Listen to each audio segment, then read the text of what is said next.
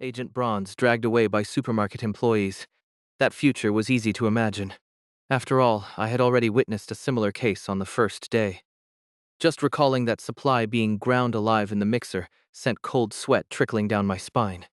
And now, the veteran agent I had been searching for over the past 3 days might be suffering the same fate. The high schooler Agent Bronze had been taking care of described the situation as if vomiting out the memories. At first, I felt a little reassured. On the first day, the agent moved the rescued student to the store's tent area, secured the surroundings, and seemed to take some measures. Originally, well, he was looking for you. Yes, I think he was trying to find you. But instead of finding me, Agent Bronze stumbled upon something else entirely. To that guy came out. Everyone turned their heads in the direction the high schooler was pointing. But all that was there was the tent fabric. Then, the student got up, walked outside the tent, and opened the entrance of the adjacent one. Inside, a uniform-clad figure was lying down. The high schooler I had been taking care of sprang up and dashed toward the tent. Then, looking back at me, he spoke urgently. That's the friend we were looking for, Lee Subin. The friend who had gone missing first, the one these students had been searching for. The high schooler called his friend repeatedly. But Lee Subin did not respond, lying in the tent, staring blankly at the air with a slightly open mouth. He looked completely vacant. Has he been missing for too long? His body was covered in scratches and bruises. It was a pitiful sight. But now, I had a better idea of why Agent Bronze had been missing for days. Where did the agent find him?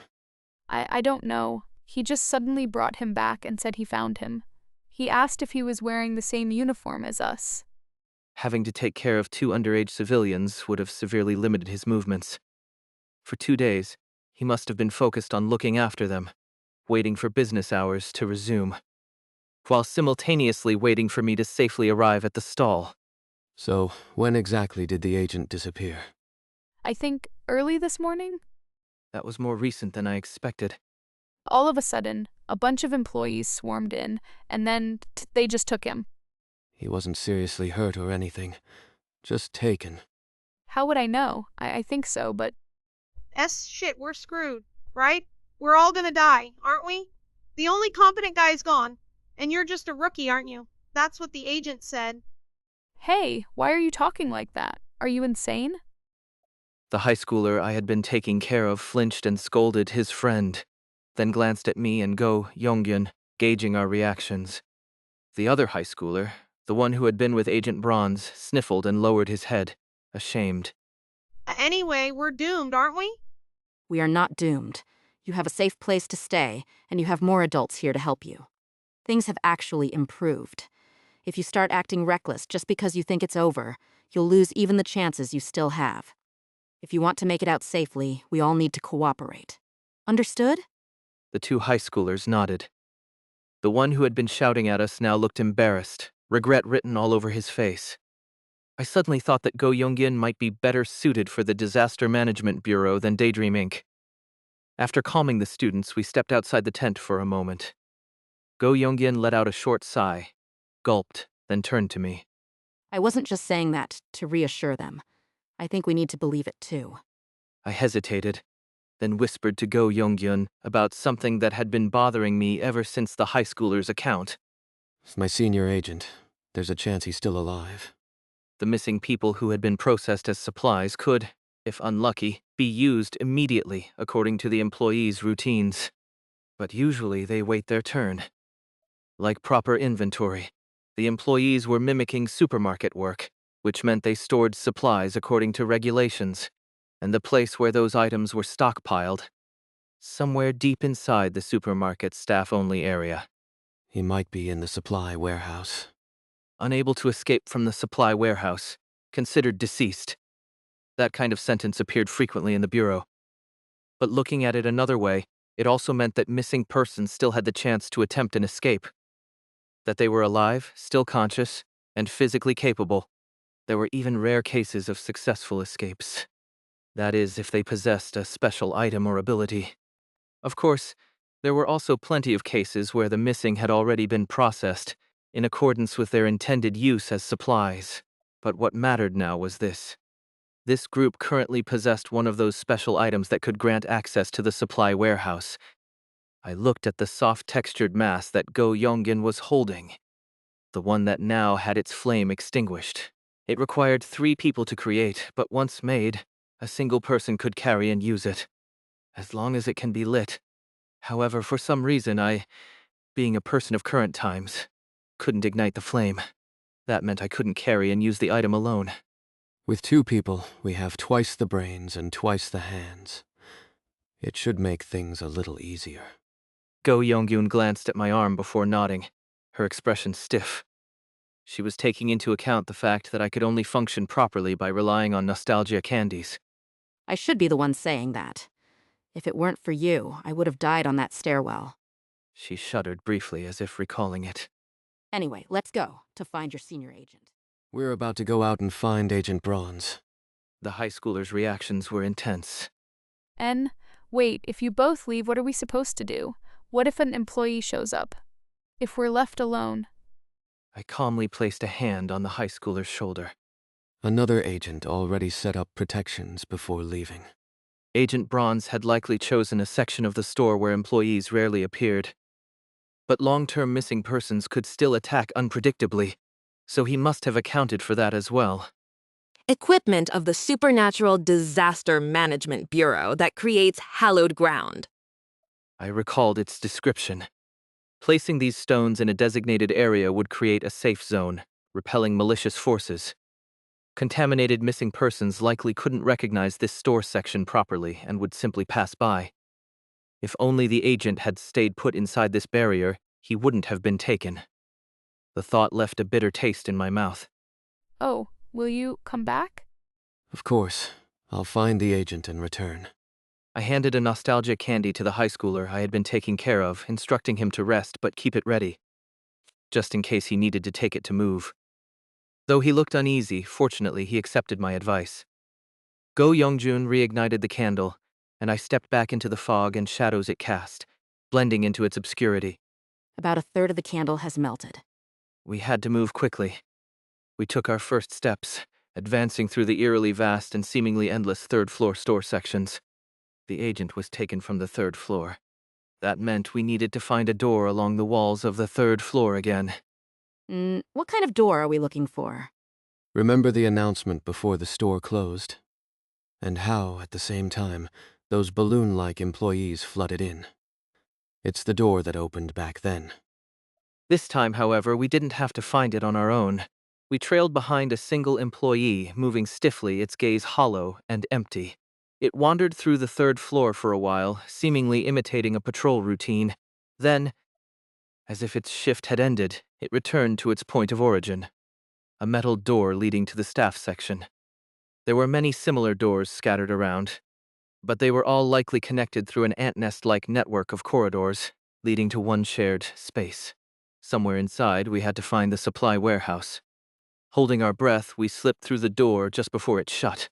And then, we were met with the overwhelming sight of the inner staff area spilling out before us. Go Yongin clamped a hand over her mouth. Under the bright fluorescent lights, countless employees were crammed together, stacked upright in tight vertical rows. These weren't the grotesque, balloon-like employees that emerged after closing hours. They looked like normal human employees. Stacked, crushed, wedged together. Those were the only ways to describe it. In this brightly lit modern space, so seemingly ordinary, human bodies were stored in layers, crumpled and compressed without a hint of abnormality. They look like the employees who were working during business hours. Oorp. Go Youngjun swallowed back a dry heave, trying to steady her breath. So they were mimicking shift rotations, too.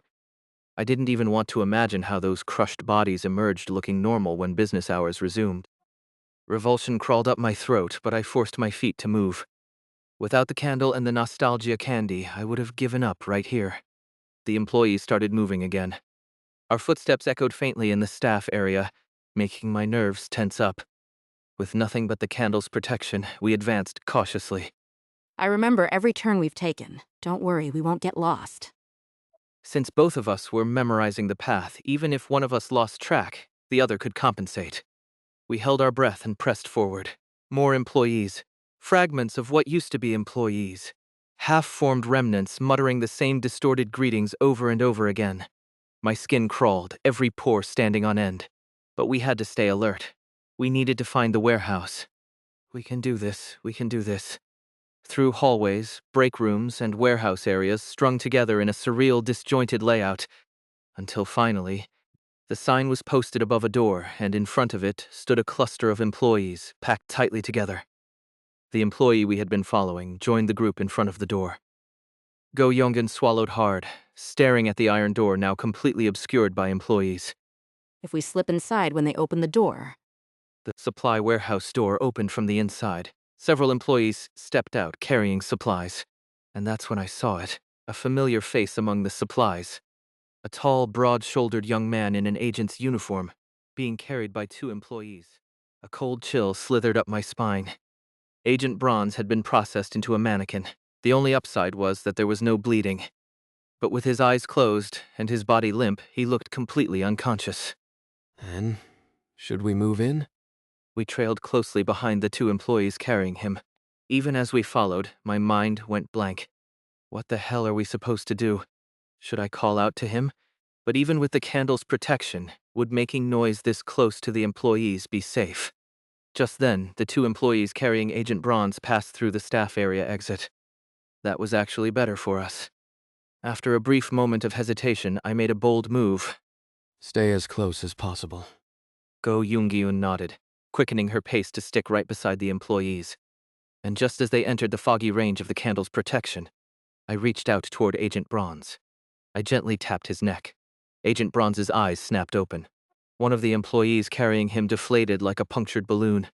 A second later, the other employee also began collapsing, hissing out air as its form crumpled. And in Agent Bronze's right hand, a small transparent pistol, a standard-issue weapon from the Supernatural Disaster Management Bureau. It shone in the hands of a true professional. With a flick of his wrist, the pistol vanished back into thin air. You, dear customer. The employees who were deflating let out bizarre noises, repeating scripted customer service phrases. Something even more grotesque and nightmarish seemed to be writhing inside them, trying to emerge. But before that could happen, Agent Bronze had already tied them down. A standard-issue suppression item. In an instant, his hands moved, wrapping the two employees in thin cord-like restraints.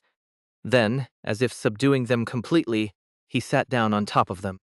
Handling two employees like that, he made it look so effortless. They won't be able to make a commotion for at least 5 minutes. His skill was almost like a magic trick. It was hard to believe this was a man who had lost both his legs. Agent Bronze looked up at me with a faint smile. The eyes of someone who had already resolved themselves. You made it. I'm glad my endurance paid off. His gaze shifted to Go Yoongyun. One of the missing agents who entered earlier, she survived. Go Yoongyun lowered her head.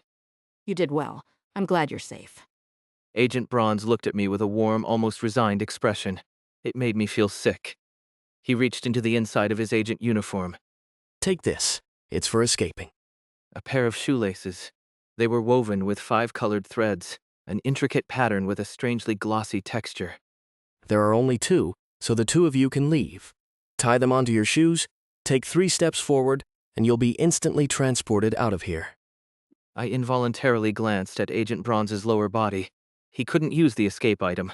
For him, there had never been a choice. I'll look for another way. You, on the other hand, ensure your own safety. There's not much time left. Hurry.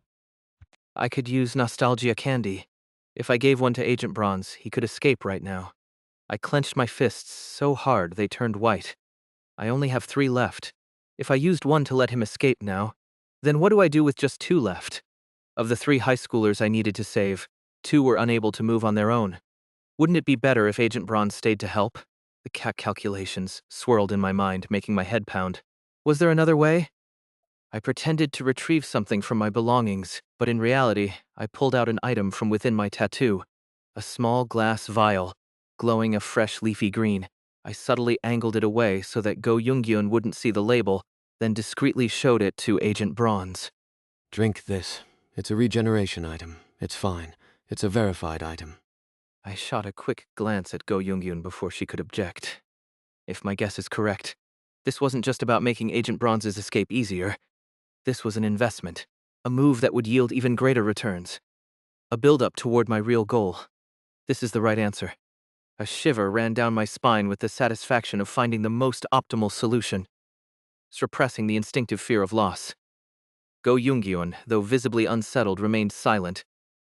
But Agent Bronze didn't take the potion immediately. Instead, he studied my face, his expression unreadable. Was this made where you're from? I gave a small nod, forcing a smile. It's my last one. I know you might find it uncomfortable, but you need to take it. An unreadable flicker crossed the agent's face. It was a clearly complicated expression, impossible to discern whether it was a reaction born out of reluctance or anger. Then, with a sharp exhale, he reached out. A short sound as the vial landed in his hand.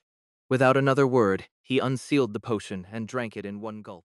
Daydream Inc. ethics may be questionable, but the effectiveness of their potions was undeniable. As soon as Agent Bronze drank the C-grade regeneration potion, flesh burst forth from the stumps of his severed thighs, rapidly reconstructing into the shape of fully restored legs. Go Yoongun swallowed hard. She had used the same potion on herself before, but this was her first time witnessing it in action, and she was in awe. Seeing such a large area regenerate instantly, and it was only a C-grade potion? Didn't they say it costs about 10,000 points?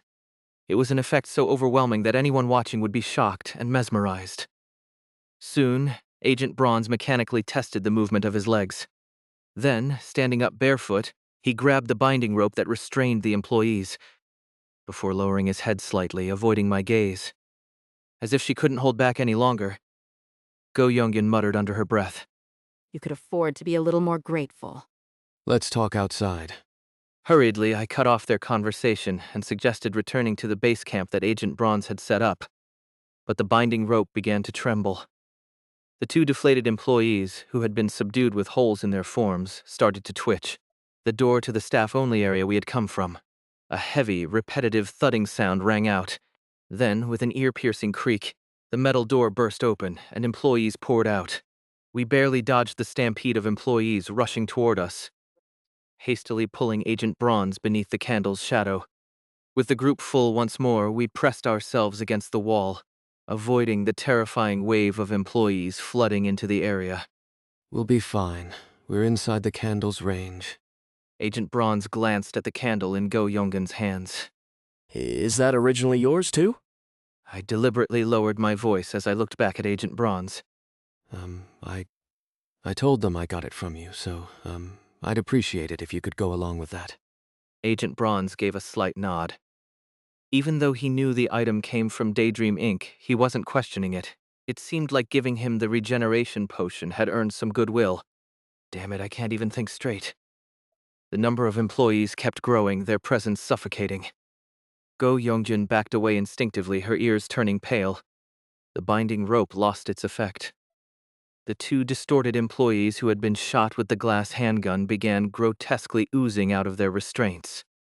And the other employees that had poured out surrounded them, circling frantically, like a bizarre ritual. Their arms were crushed under the weight of the swarm, heads flattened. But then popped back up, reshaping unnaturally. It looked like some kind of bizarre ritual. It looks like they're looking for the person who harmed an employee. If you harm an employee in this mart and they see it happen, they'll hunt you down until you're caught.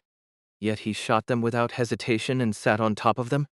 Agent Bronze's expression hardened. I figured this would be my last mission anyway, so I was prepared to handle the consequences. Go Yoongyun seemed ready to argue again, but held back. We hurried away from the disturbing ritual-like gathering. Still, the relentless squeaking sounds echoed behind us, an unsettling, high-pitched noise. I looked down at the floor, then at Agent Bronze's bare feet against the cold mart tiles. Agent, do you have spare shoes? In the camping section. I checked my wristwatch for the time. Luckily, we had found Agent Bronze fairly quickly. At most, 2 or 3 hours should have passed. Even if I accounted for some distortion in my perception of time, it should still be around evening. Maybe around 19. At least, I looked at my watch. 9 o'clock. In the morning. But the time was still exactly 10 hours off from my estimate. It obviously wasn't the past, which meant... it It's the next morning, The time is acting strange. and at that moment, I realized it. Agent Grapes. Time does not flow consistently in the staff-only area of this supermarket. So that's why the layout felt nonsensical, like spaces were stitched together without logic. It wasn't just confusing, it was designed to be terrifying. Maybe it had been mentioned but it was such a common phenomenon that I must not have paid attention, but that wasn't the issue now. How long have the kids been alone? To make matters worse, Let's move as quickly as possible. The barrier I set up in the store doesn't have much time left. we sprinted toward the camping section, almost at full speed. The fact that we didn't drop the candle was a miracle, and we were just in time. The high schoolers were on the verge of fleeing. They're not coming back, and something's wrong right now. The agents hadn't returned for over a day, and the store had been filled with the relentless sounds of moving employees. Understandably, the students had panicked and were preparing to escape to another floor. This was a nightmare. We led the high schoolers, who were simultaneously crying in relief and yelling at us for being so late, back toward the center of the camping section. Meanwhile, Agent Bronze swiftly checked the barrier he had set up. How much time is left?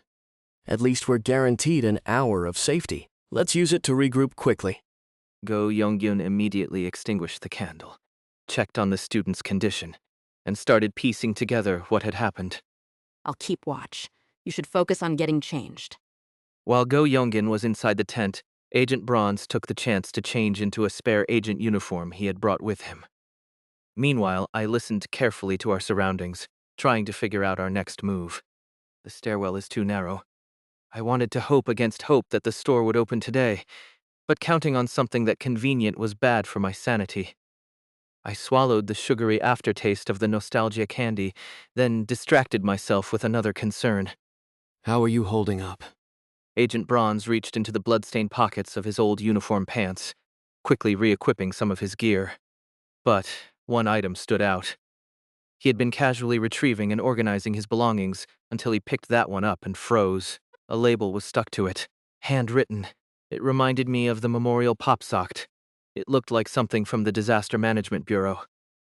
Agent Bronze silently stared at it for a moment. Then, without a word, he tucked it into his new uniform and muttered, It belonged to another agent. I found it in the supply warehouse. and from his tone I realized there were other agents in the warehouse. Most likely he had taken it from a fellow agent's corpse, one that had been stored in the supply warehouse for a long time. Now fully dressed, Agent Bronze looked up and met my gaze. Then he asked in a low, quiet voice. Did you enter the supply warehouse? For a brief moment, relief flickered across his face.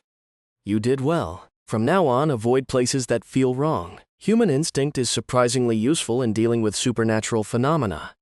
What the hell was inside that warehouse? I didn't know the details, but they had given me enough descriptions to guess. Dozens of dying people, processed into supplies, rotting and mutating inside. I forced myself not to imagine it and changed the subject. So, what does that item do?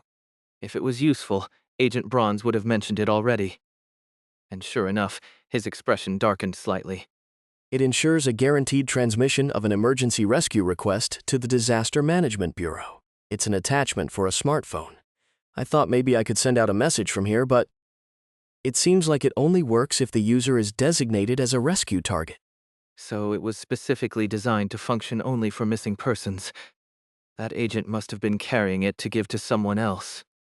Under normal circumstances, it was an invaluable item, but here, where it didn't recognize us as rescue targets, it was useless. I couldn't even begin to imagine what Agent Bronze had gone through, enduring inside that warehouse. Are you done changing? Go Young-gyun stepped out of the tent. Agent Bronze, I think you should talk to the students. They already know you're the highest-ranking agent here. After a brief nod, Agent Bronze entered the tent.